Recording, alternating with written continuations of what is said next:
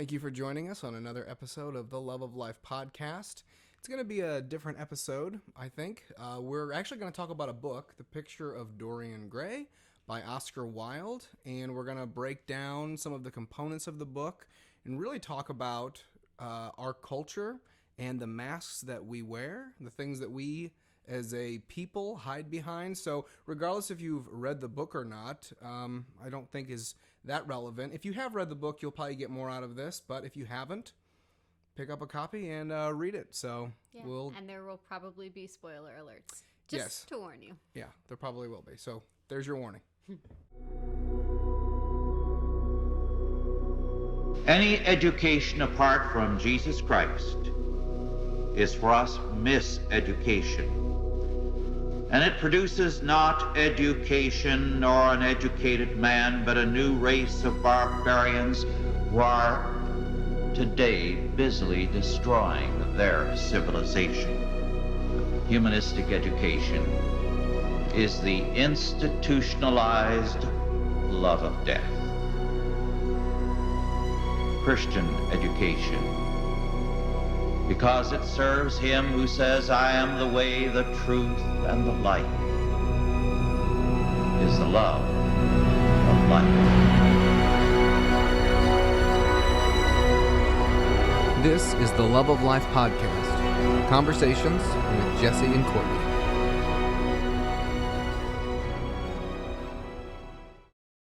Okay, so we are going to talk about The Picture of Dorian Gray by Oscar Wilde, and we're going to give a little bit of background on the book itself, a little bit of the story, and then go from there. So, Sure. You just finished it a week ago? I believe Is that right? so. I finished it a few weeks ago. I read it. I couldn't put it down. It's one of those books from high school that I didn't read during my high school years. I skipped it somehow. But I picked it up, I read it, and I couldn't put it down. It's very well written. And you thought the same thing, didn't you? I did, yeah, and I also did not read it in high school. I bought it a couple years ago because I thought you did read it in high school. I didn't. Really? But I bought it a couple years ago because I thought I should read the classics that I didn't read in high school. Right. And then it sat on our shelf until you picked it up. Yeah. But you reading it prompted me to also read it. Yeah. Yeah. It is the only novel, I want to say, by Oscar Wilde. He went to prison over the book, this book, and other lewd acts that he did in his life. Yeah. But this book, during his trials, the author's trials, they used this book as a way to further frame him and say, see, you are a very immoral human being, and you deserve to be locked away in prison. Yeah. I mean, he wasn't on trial because of the book. The book just came. The book was banned at one time. Really? Yes. Well, this was a banned book. It didn't sell very well, but people did question the morality of the book. Although I think that's really interesting because one thing we've discussed about this book is it's certainly calling evil evil. Mm-hmm. Like, even the main character who you kind of see go from maybe kind of good to progressively worse and worse, you're not cheering for him. You're not, like, there's maybe... Let's start right there. Let's start right there. So, for those that haven't read the book, the main character is... The main character is Dorian Gray. Shocker. And then some other key characters are Lord Henry Wotton and a guy named Basil.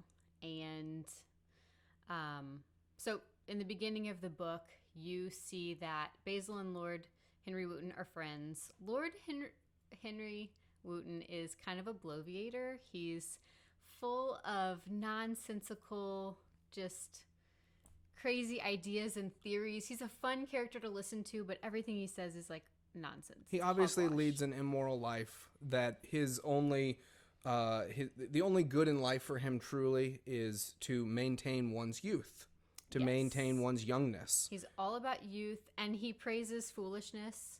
And like, there's even at an early dinner party, a lady who is asking, how can you stay young, or how can you be young? And he says, did you make mistakes when you were young? And she's like, oh yes, of course. And he goes, well, do them all over again.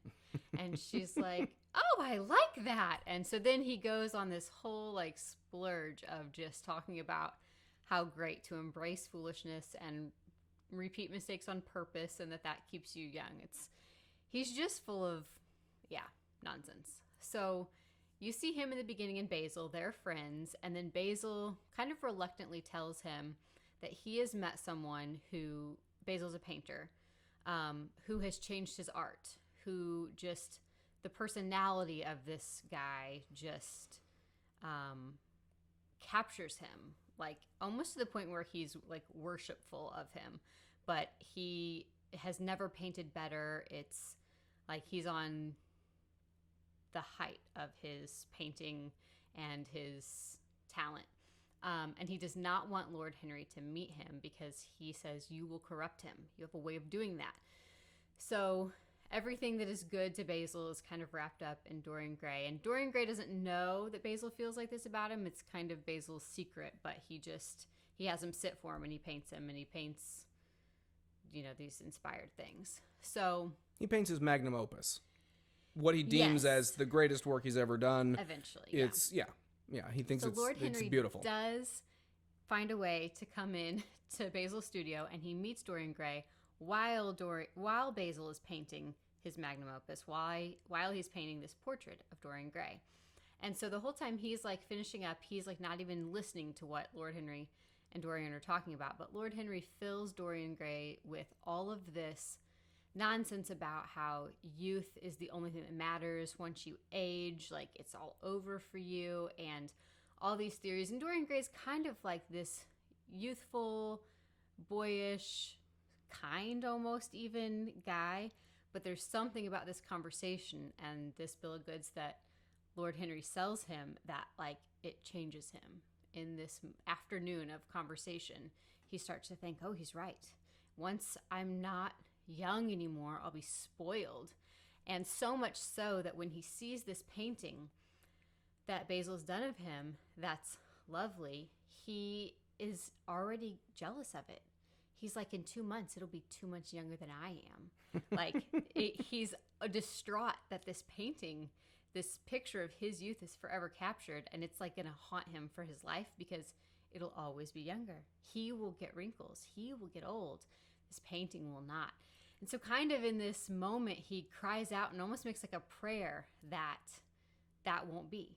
That won't be the case. Do you remember how he essentially doesn't he try to make a deal with God, saying, "Please allow me to maintain my youth and give old age to this portrait that has been painted. I don't let me not take upon the horror of getting older and the lines and the age and everything that comes with it." That Henry Wooten just put fear into Dorian Gray, saying, hey, once you get old, man, it's over. Yep. So he makes a deal with God. He does. And then he takes the painting home. Basil lets him have it. And it's there. Kind of life goes on. And he ends up, Dorian Gray, visiting this playhouse where he sees this young woman acting. And is this the next thing that happens? I was good. Well, that's why I was thinking that was the next thing that happened. The next big thing. There's dinner parties and there's lots of talking. Lots of philosophy and talk and things of that nature. Yeah. The next main plot thing is that he sees this young woman. He falls head over heels for her. He's in love. He thinks that she's the best thing ever. And he tells his friends, Basil and Henry Wooten. And of course, they throw that, they basically say, you're too young for love. You're silly. It's infatuation. You don't give away everything to one woman. Go off and have fun, splurge, have a good time while you're at it. Don't just settle down for one woman right now. You're too young and too beautiful or too handsome. I mean, I think they call him beautiful because he really is. He's a Brad Pitt of sorts kind of dude. Which I do think Brad Pitt read this book or something and made some kind of deal a long time. But anyway, that's yeah. But so he sees this woman. He's head over heels for her. He immediately is infatuated, and then he wants to go see her perform because she's an actress. He wants his friends to see. And he wants to see her again. Oh, he goes back over and over, and then he meets her, and he won't tell her his name, but she calls him Prince Charming, and her mom's not so sure about him, but she's okay as long as he's rich. They don't know he actually does come from wealth. And then the actress's name is Sybil Vane, and she has a brother who's like, if he breaks your heart, I'll kill him. So anyway, you kind of get that there's this romance going on between them. He's not just watching her act anymore. He's in love with her. And he pretty much promises to marry her. So then soon after that, his friends are going to come see her act. So it's like the next night, and she's terrible. They're watching, and she just is not like he's ever seen her act before. She's not real anymore. Like, she's not really the characters, because he talks about how she's Juliet, and she's, I don't remember who the other characters are. She plays a lot of Shakespeare, but she really is those people. And then she's not. It's like the spark is gone from her acting. She's terrible. And he is so embarrassed. And he is like in agony, and he's suffering during this act. So anyway, his friends are kind of like, oh, okay, yeah, you don't know what you're talking about. This girl's not good, but okay, sure, she's beautiful. Good job. And they don't get it. And he's like, no, this isn't how she was, like, just a night ago. But basically, he had wanted to marry her and make her famous, and he had all these grand plans, and he really wasn't so much in love with her as he was in love with her talent. So afterwards, he goes to her, and he's like, what have you done? What did you just make me suffer through? And my friends? And she's like, oh my goodness, well, I found what true love is because of you. So how could I play these parts? All that was real to me before, until I met real love. And now it's all fake. It's not real. I'm set free. I'll never act again. And he just like... He loses it. Like a switch is flipped. He's done with her. It's over. That's terrible. That's not acceptable. And so he's like very cold to her. And then she's like, wait, I've only not pleased you one time ever. Like, it's over. And she starts to cry. And then that she's like crying and falling apart makes him even more disgusted at her. He has no pity for her. It's like his heart is growing harder and colder. And he's basically just standing there while she's like falling apart and trying to go, wait, this was like real love. And now you're just done. Like, she can't reconcile it. And he just walks away. And he's never going to see her again. He's just, yeah, what a mistake. Oh, how I wasted my time just loving her. And yeah. He kind of has a few Shakespeare lines himself. Just high drama, a lot of pathos in the book. Just, yeah, at that point, he makes these vows. Oh, it's terrible. I'll never love her again. And what happens? But he does that evening. He does kind of have a moment where he thinks over it, and he realizes that he was wrong, and he should do what's right, and he should marry her, and he should follow through on that. And you know, it was just the one thing, and yes, she made him suffer, but so he's wrestling with his conscience about it. And he writes her this like long love note, and basically is going to make it right, and is going to go forward and marry her and all that. Well, then Lord Henry shows up, and he's got news. I guess he's not heard any of this, but she killed herself. She committed suicide. So then Lord Henry's like, anything Lord Henry says, he takes as like just truth. And then you hear him quote Lord Henry like all through it. Like any philosophy or thing that Lord Henry says, even off the cuff, like just he says it in a moment. It becomes like the ethos of Dorian Gray. Mm-hmm. So he tells him all this stuff about... So at first when he hears it, he is mortified. And he's like, I'm responsible because of how I acted. And oh my goodness, like this first like love letter I've ever written is to a dead woman. And just he feels the responsibility of some of it. But then Lord Henry is telling him, you know, oh, how beautiful that she killed herself over true love. It's an apt ending. He says, I wish a woman had killed herself over for me, essentially. He views it like it's some kind of badge of honor that a woman would kill herself for him. And a romantic ending. Somehow it's wonderful, yeah. Yeah. Again, he's very backward on all of his positions. On everything. But then by the end of it, Dorian's like, oh, yes, you're right. Yeah. How romantic. How wonderful. Huh. And he doesn't feel bad about it anymore. Like, you're just seeing this shift. Does he know about the picture yet? Or we don't know yet? I don't know at that point if he knows about the picture yet, but that is pretty much next. Okay. For sure. It either happens... That's the main turning point. Right. He does this terrible thing, and then he reframes. He does a lot of reframing. He feels okay about it. Yeah. Because Lord Henry's helped him kind of see it differently.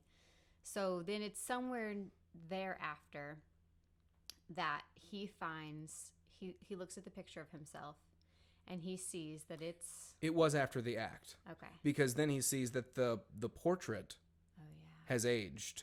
The portrait even, and at some point it even accrues blood on the portrait itself, and he begins in the hand or something. In the hand, yeah.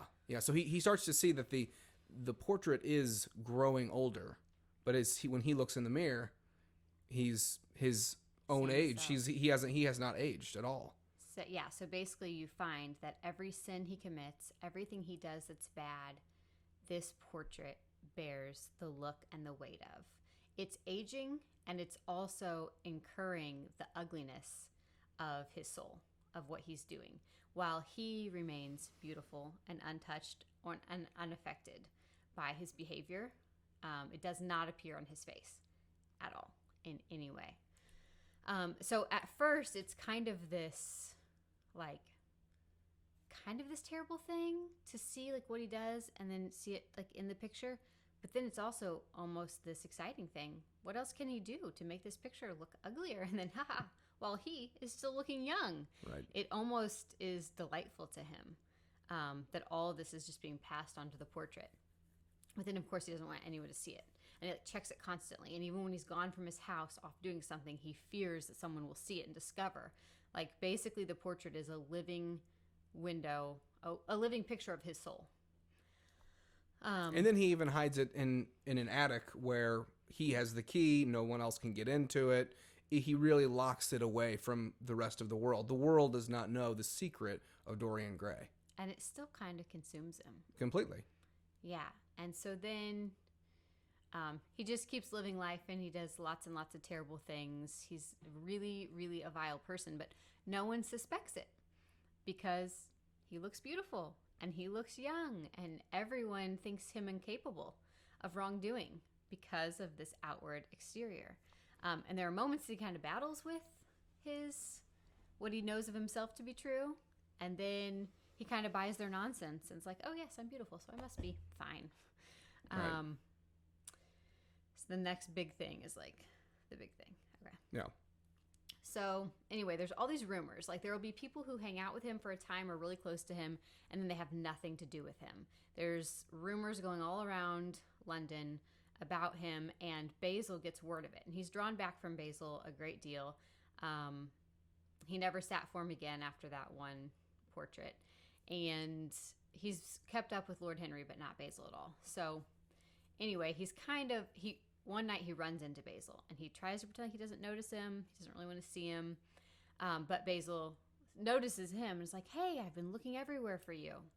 And he's like, I need to talk to you. And he's like, no, let's not. So he resists. But anyway, they end up having this conversation, and Basil's like, I am hearing all this awful stuff about you, but I know it can't be true. Look at you. Even seeing you makes me sure you're incapable. Like, you're beautiful. And actually, all these years have gone by. He's like, really getting older. He's getting older, and he's not aging. He's not aging to any of us, and no one.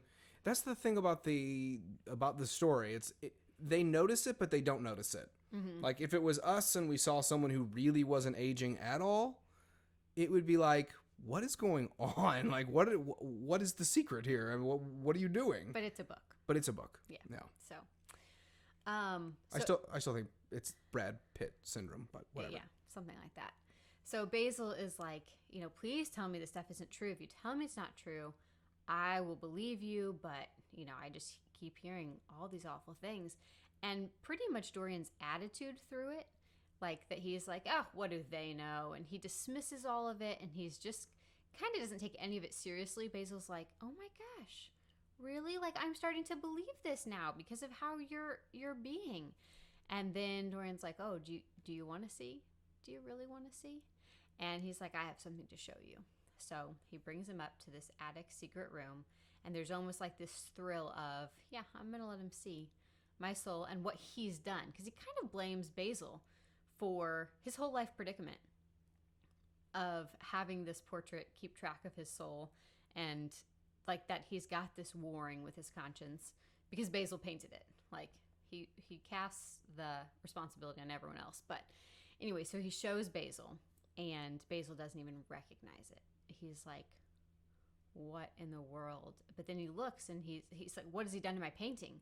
But he looks, and his brushstrokes are there. It's like from the inside out that this painting is becoming hideous and ugly. And so then he's like, when he sees it, he says, you must repent. Like, you have to even now cry out for forgiveness, and there will be for you. And Dorian's like, no, it's too late for me. There's no forgiveness. But he's pleading with him to start new, to start fresh. And the idea does come to Dorian a few times, like maybe I can do something good and reverse the effects of this portrait, but he never is able to do so. So while Basil is like begging him for the sake of his soul to turn from his wickedness, there's another snap in Dorian, and all of a sudden he loathes Basil. And he loathes him that he would even make him sit through this rebuke. It like just annoys him. Basil's making him suffer. He's saying rude things about him, which are all true. But anyway, in like this moment, he picks up a knife and he stabs him. And it's terrible. I mean, he just kills him in cold blood. And then he's like, the thing is to just not look at it. Like, pretend it didn't happen. So he like leaves him dead in this room and like just doesn't even want to acknowledge that he's done it. But there is still kind of this weight of the guilt on him. But anyway, so then he blackmails a guy who he was friends with, who obviously they did something terrible. He corrupted this individual. He has secrets on this individual, which the writer Oscar Wilde, he doesn't share with the audience what these secrets are, but basically the man agrees to help dispose of the body. He has no other choice. And then that man ends up killing himself later too. But yes, he helps dispose of the body. So basically he gets away with it. There's kind of this pleasure in living a double life, that now he's around people, but he's really done this terrible thing and nobody knows it. And then he's starting to crack up though a little. Like he's at a dinner party and Lord Henry's like, what is wrong with you? Because he's just kind of off. So he is struggling with it, but he's also not. Like when he thinks back about it, he doesn't really have guilt or remorse. He just has kind of a nagging. And so anyway, then how does he get down to the docks? How does that happen? What prompts that?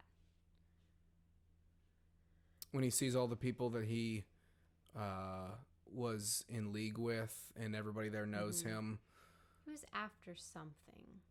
He was after something. He was going to go there for a reason. Yeah. I can't remember what. If he was just going to do something horrible or just wanted to get high on opium and not think about it. He wanted to be where nobody knew him. So he goes to the shady part of town. I think it's so that he can get high and just like escape. But there ends up being this sailor there who overhears somebody call him Prince Charming, which kind of ties him back to Sybil Vane. And the guy that overhears it is James Vane, who was her brother, who vowed that if he should break his sister's heart, he would kill him. So he does chase him down, and he has him like at gunpoint or knife point, something. He's going to kill him. I think it's gunpoint. And then he's like, basically he wants him to confess that he's the one that hurt his sister all those years ago, because it's been like 18 years. And so Dorian's like trying to figure out how to get out of it. And then he realizes, oh wait, how long did you say it's been? He's like 18 years. He's like, well, look at my face in the light. So then the guy sees him and he's like, oh, this guy's way too young. Like there's no way that this could be a guy that was, 18 years ago. So he lets him go. And Dorian's like, yeah, you better put that thing away. You be careful now. And then he goes on. And then this lady comes up to him after and basically says, yeah, that actually was Dorian Gray. I don't know why his face, looks like that, but he's the guy that you were after. So then he's like, you just see that he's like left going, I was going to avenge my sister. and I missed my opportunity. So he tries to chase him down. He doesn't see him. So then not long after, Dorian Gray is at this dinner party, and kind of in the back of his head, he's going, oh my gosh, is this guy going to be after me?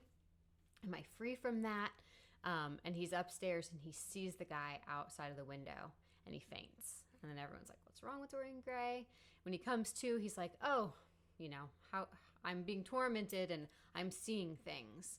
And then a few days later, people are outside shooting on their property, and a guy's about to shoot a rabbit, and Dorian Gray's like, no, don't shoot it. And he's like, haha, how funny, you don't want me to shoot it. And he shoots it. And then actually there was a guy in the woods that was like facing the wrong way as all the shooters and got killed. Turns out that it was James Vane. So you don't see Dorian get his, you see that guy accidentally murdered. And then there's like relief for, actually there's like a shout of joy from Dorian Gray when he realizes that the man that was murdered was the guy that was after him for what he had done. There's probably some other details in there, but anyway, then You're just about to the end. I'm just about to the very end. Yeah. So you see that happen, and then Lord Henry and Dorian Gray are talking, and again, it's like he struggles with this. Oh, he decides he's going to be good. After that, he's going to be good. He sets this resolution that he's going to see if he can fix this portrait, if he can redeem some thread of his life. And so he's talking to Lord Henry, and he's like, I did a good thing. The first good thing I've done in years. And Lord Henry's like, oh, tell me. He's like, no, I don't want to tell you. You'll laugh. And he's like, oh, come on, tell me.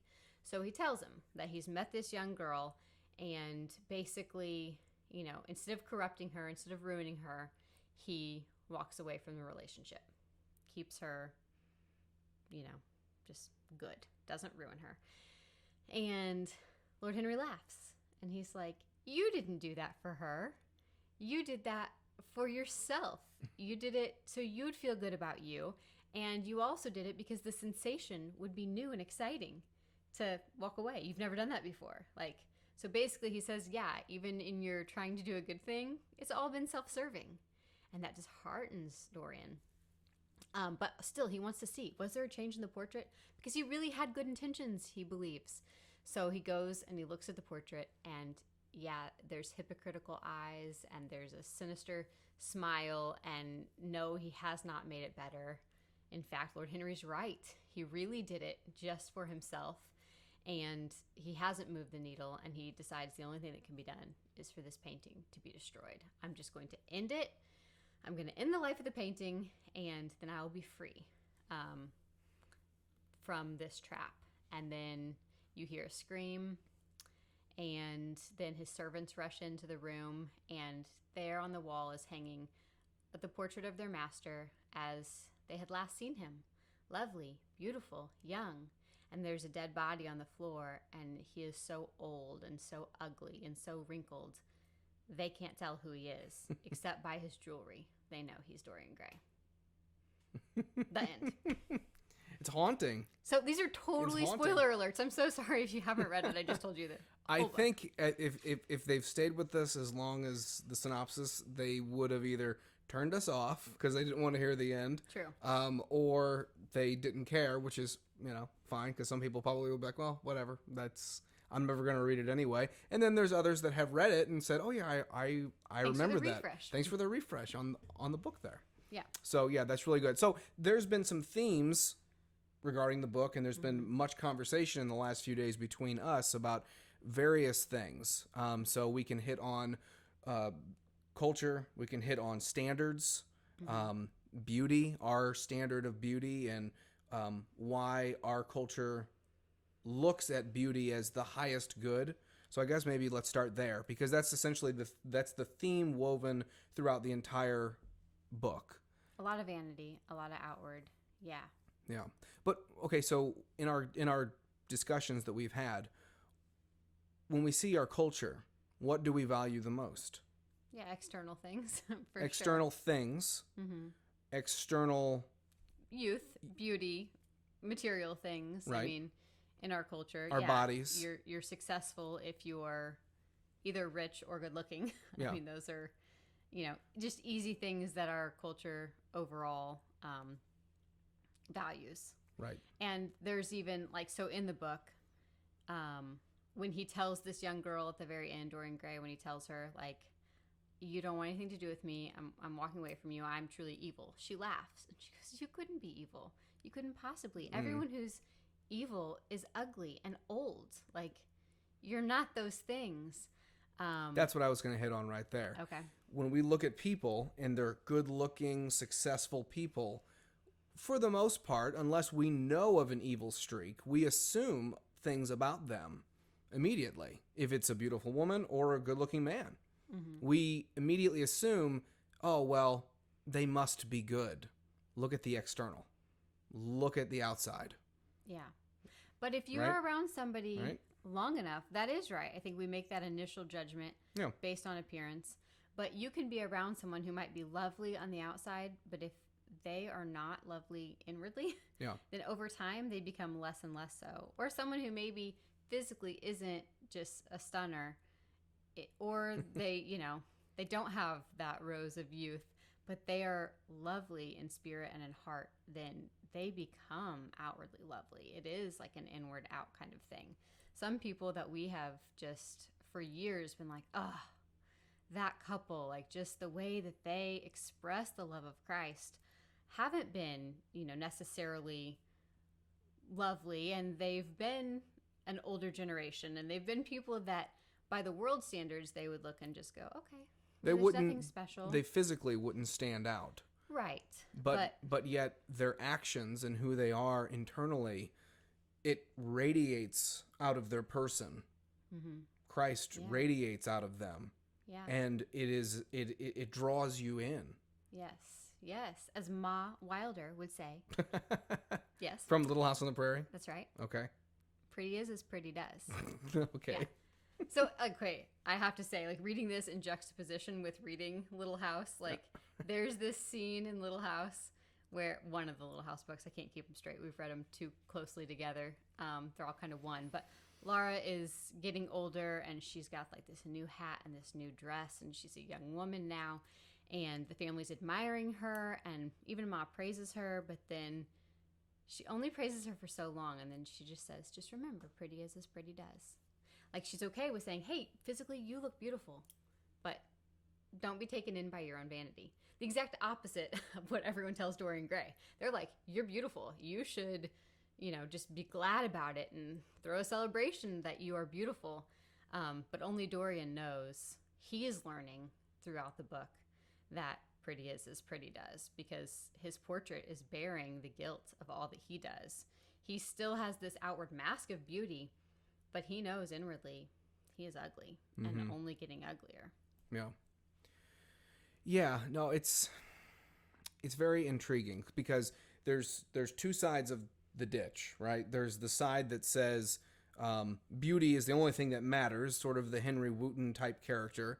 And then there's the side that would say beauty doesn't matter at all, shun it, don't try to look good, don't, I don't want to... Frumpy is virtuous. Frumpy is virtuous and all that. I wouldn't jump on that side at all, nor would I want to. But that being said, I think as a culture, what we've seen, what we talk about, and what we can witness on any social media platform is we want to follow the beautiful because we want to be beautiful.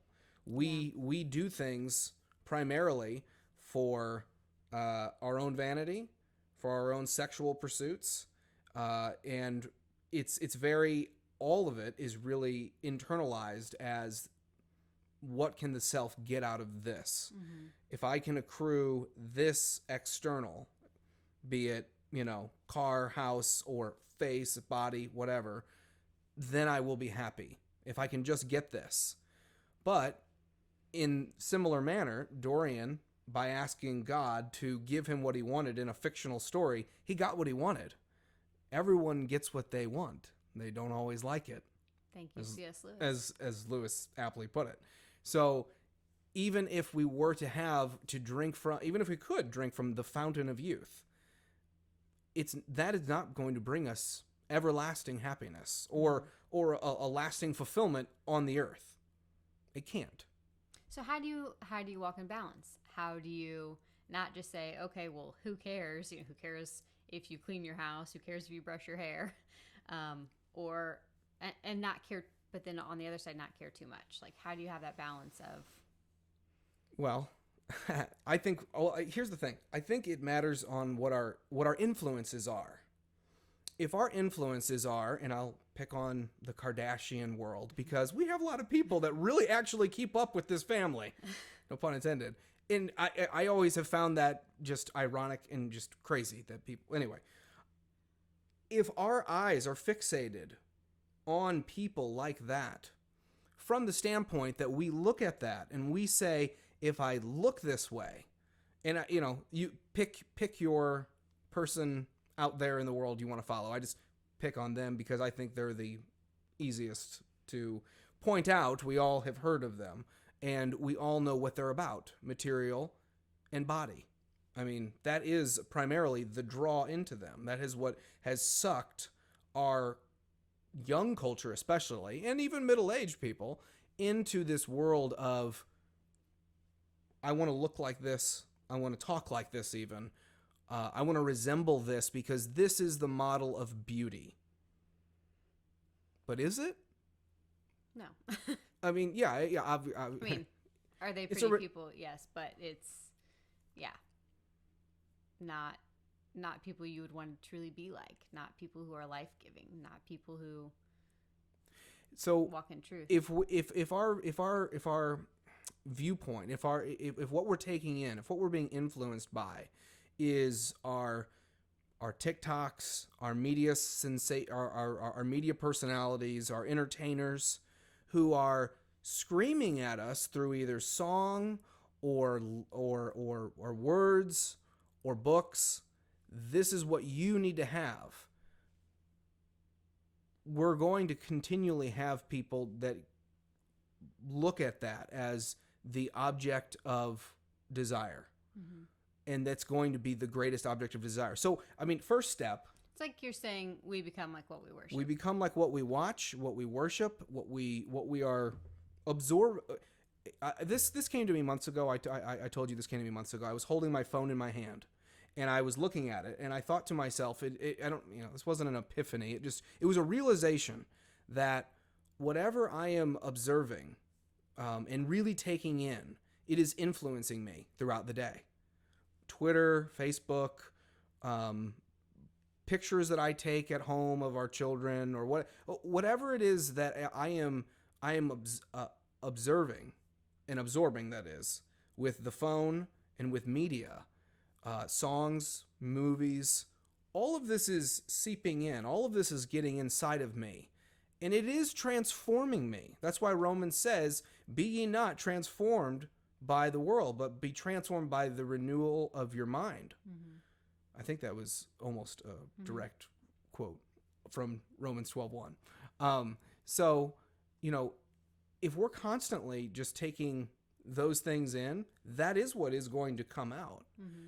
And this particular culture, more than probably at any other time in history, because of the ubiquity of anything on demand within seconds, that is what our culture cares about the most, is health, beauty, riches, and it's being thrown in our faces regardless if we like it or not. Or if we think we're being impacted or not. Or exactly, because no matter what, we are, So I think that's one way of at least acknowledging where potentially where the problem is to see our influences and to see what we're taking in, because I think those things are truly transforming us, and they have transformed us. I mean, I don't know how far we want to go into this, but you can't go so much of culture when you have Instagram models and all these people, and then all of a sudden you're around a posse of people that in life who are transforming themselves to look a certain way, that starts really showing wow, this stuff that we're looking at, listening to, absorb, that is all around us, mainly through social media, all of these are they're not only changing the way we think, they're changing the way we literally look. It's almost like reframing, like what you see Dorian do over and over in the book. If he doesn't like his actions, he reframes them so it's palatable to him. It's almost like we see these things and then we reframe. We don't even realize that we're doing that and that we're being taken in by, this is the ideal. Yeah. So we have to be really careful what we're taking in, and we have to vet it. We have to pay attention. Yeah. I feel like, being just really desiring to be in the Word daily. And sometimes, it's like, sometimes I'm like, oh my gosh, that was amazing what I read. And sometimes it's like, okay, I can't keep all these track of this king and that king and another bad one. And it's just kind of, it's lots of narrative and I don't have all the details together, but God's word never returns void. And there will be things that days later stand out to me that even in the moment I didn't really get, but like in the background of my mind, I'm constantly thinking about the word, the word that I read that morning or listened to on audio.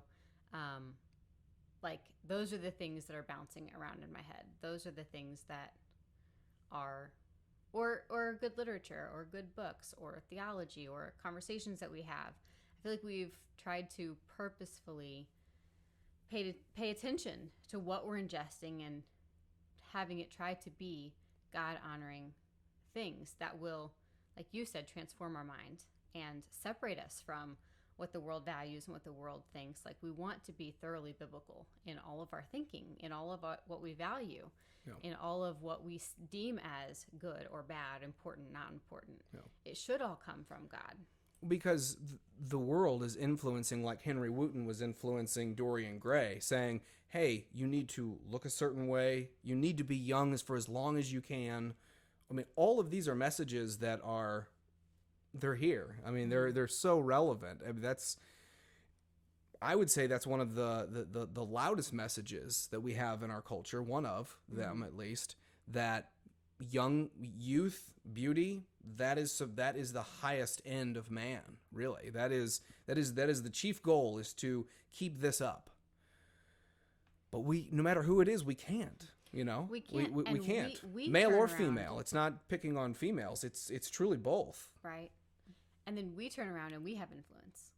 So we're influenced by those things out there, but then we influence the people around us. We influence our children. We influence our friends for either good or bad, for either furthering them down, walking alongside of them, or being iron sharpening iron and being, lifting up and pointing towards truth. Yeah. So, what we ingest matters. But back to the book. Yeah.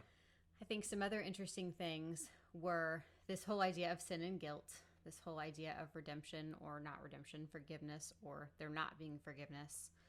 One line that Dorian Gray says after he's like, he's murdered Basil already, and then he's pondering, like, blood has been spilt. Is there an atonement for this? And he decides, no, there can't be forgiveness. The only thing is to forget. Like, just squish it. That's all you can do. So it's interesting that they even talk about.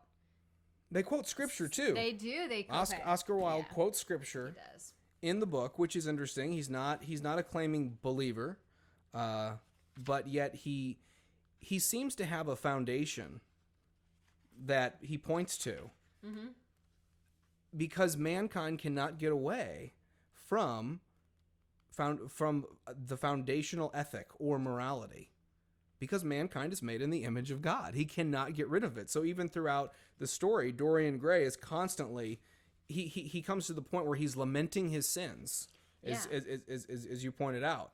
And my question would be, well, by what standard, Dorian? Like, why are you, if you are free to go about, like, why do you feel the need to say this is a sin? All you want to do is live your life free, fun and fancy free, and to do whatever you want to do, as a lot of people want to do. Right. And yet they still operate in the sense of guilt. Right. They still have guilt for the things that they're doing. They know it's wrong. Yes. Where does that knowledge come from? Where is that foundationally? the fact is, we're made in the image of God. So, of course, we cannot get away from that. Right.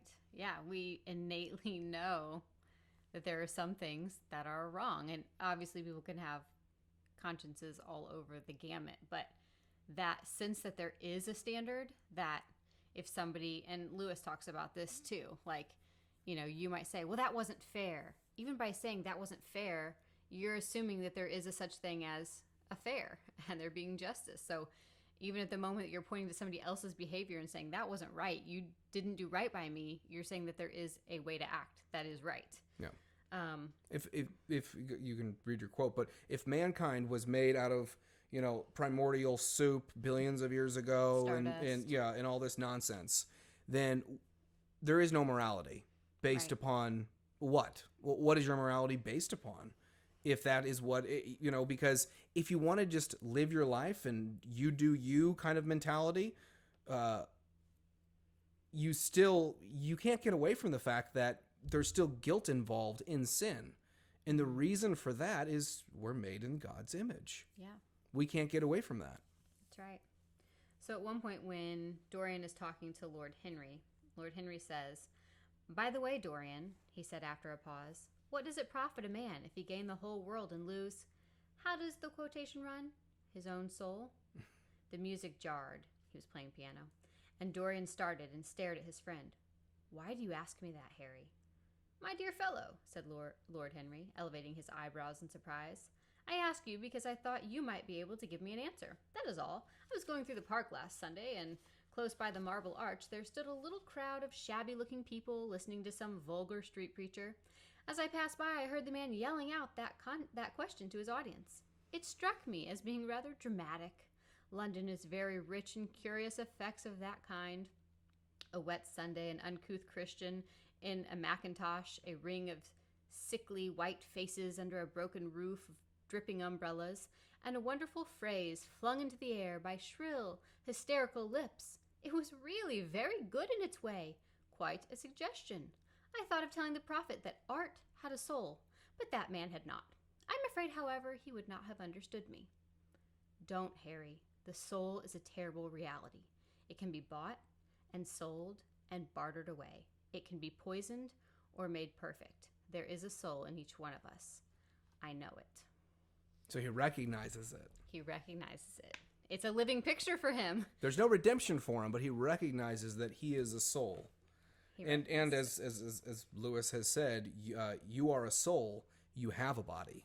That's right. We're all operating as souls running around with flesh, skin on us. Yeah. Right.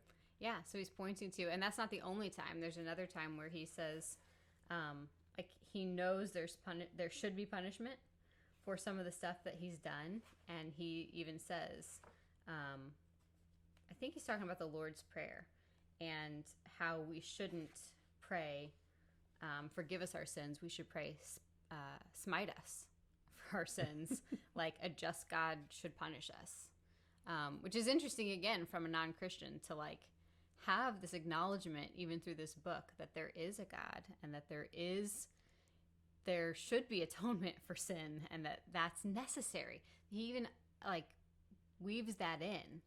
Or what good is it if you gain the whole world, if everyone thinks you're beautiful and they're after you, you have everything, but you lose your soul? And Dorian knows very well there is no profit. Why would you ask me that? I don't want to think about that question because I see what my soul is and it's hideous. But how hopeless that he thinks there's no way out. No. That he thinks that there isn't redemption because through Christ there is. No. Yeah, it's the only element that the book is missing for Dorian is that there actually is redemption, even in his state. Obviously, we know, this is a fictional story, right.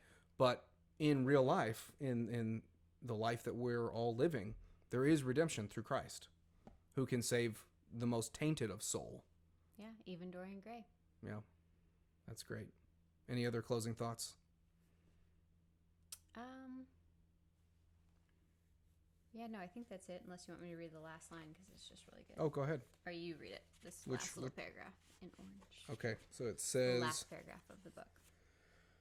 When they entered, they found hanging upon the wall a splendid portrait of their master, as they had last seen him, in all the wonder of his exquisite youth and beauty.